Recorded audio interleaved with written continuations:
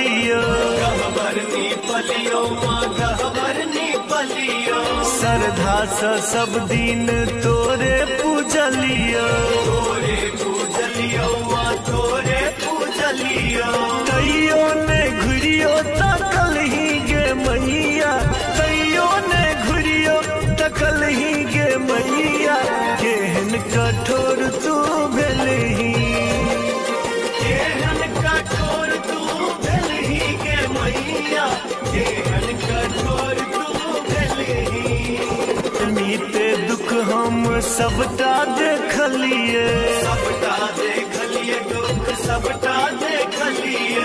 कष्ट के भोग में सब दिन भोगलिए, सब दिन भोगलिए कष्ट सब दिन भोगलिए।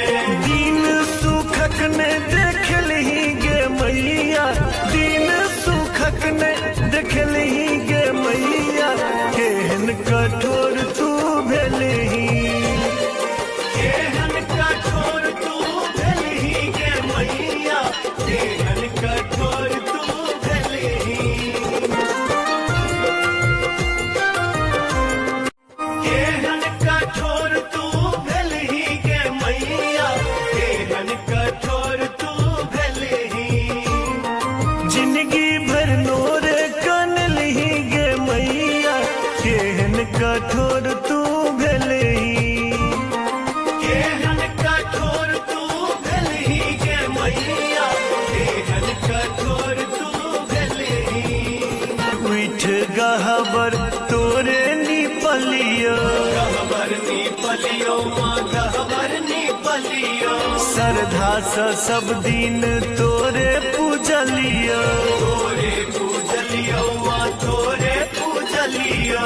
कईयो ने घुरियो तकल ही गे मैया, कईयो ने घुरियो तकल ही गे मैया, केहन कठोर तू भेलही, केहन कठोर तू भेलही गे मैया, केहन कठोर तू भेलही। मीते दुख हम सबटा देखलिए,